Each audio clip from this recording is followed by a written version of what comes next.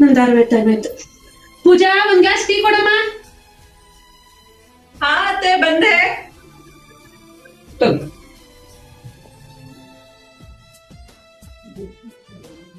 ಅದಕ್ಕೆ ನಂಗೊಂದು glass tea. ಬಂದೆ ನೀ. ಅಲ್ಲ, ನೀ ಮಾಡಿಟ್ಟಿರೋ ಟೀನ ತಗೊಂಡ್ ಕುಡಿಯಕ್ಕಾಗಲ್ಲ ನಿಮಗೆ? ಅಮ್ಮ, ಯಾಕೋ ಹಂಗಂತೀಯ ಅವಳಿಗೆ? ಅಲ್ಲ ಅಮ್ಮ, ರಾತ್ರಿ ಎಲ್ಲ ಮಕ್ಳು ನಿದ್ದೆ ಮಾಡಕ್ಕೆ ಬಿಟ್ಟಿಲ್ಲ ಅವಳಿಗೆ.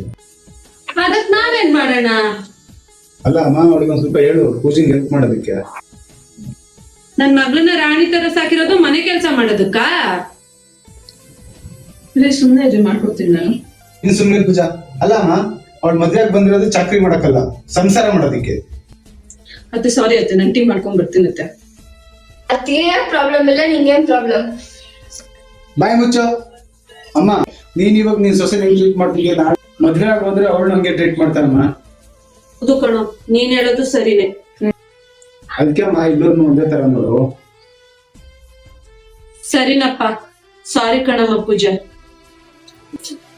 ಅಯ್ಯೋ ಅತ್ತೆ, ಯಾಕೆ ಹಿಂಗೆ ಹೇಳ್ತಾ ಇದೀರಾ?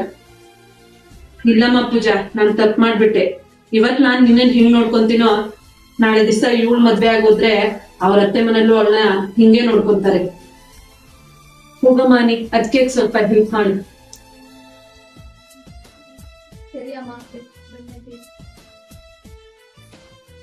ಅತ್ತೆ ಆದವಳು ಸೊಸೆನು ಮಗನು ಒಂದೇ ತರ ನೋಡ್ಕೊಂಡ್ರೆ ಸೊಸೆಗೆ ಯಾವ ಕಷ್ಟನೂ ಬರಲ್ಲ. ಸೊಸೆ ನಗ್ನಗ್ತಾ ಇದ್ರೆ ಮನೆ ಚೆನ್ನಾಗಿ